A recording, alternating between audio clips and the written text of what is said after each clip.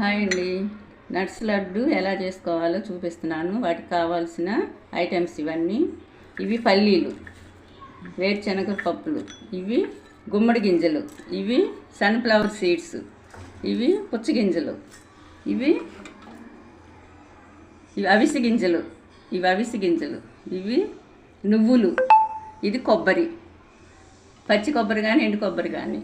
ఇప్పుడు ఇవన్నీ విడివిడిగా దోరగా వేయించుకొని పక్కన పెట్టుకోవాలి. మొత్తం వేయించుకొని పక్కన పెట్టి చల్లారిన తర్వాత ఇది ఇలా పొడి చేసుకోవాలి.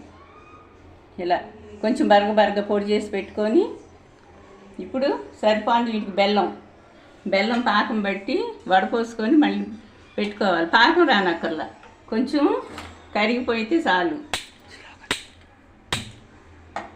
కొంచెం కరిగిన తర్వాత బెల్లం ఇది వడపోసి పెట్టుకుంటాం కదా, కొంచెం ఒక 2 నిమిషాలు ఉంటే చాలు. తర్వాత ముందు కొబ్బరి వేసుకోవాలి. దీంట్లో ఫస్ట్ కొబ్బరి వేసుకోవాలి.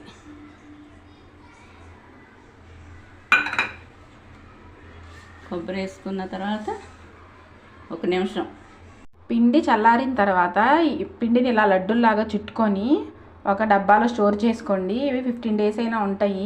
ఇలా రోజుకి ఒకటి పిల్లలకు పెట్టండి, ఎంతో హెల్తీగా ఉంటారు. ఎముకలకు కూడా బలాన్ని ఇస్తాయి. మా అత్తయ్య చేసే ఈ లడ్డూలు మా పిల్లలు ఎంతో ఇష్టంగా తింటారు. ఈ వీడియో కానీ మీకు నచ్చినట్టయితే లైక్ చేయండి.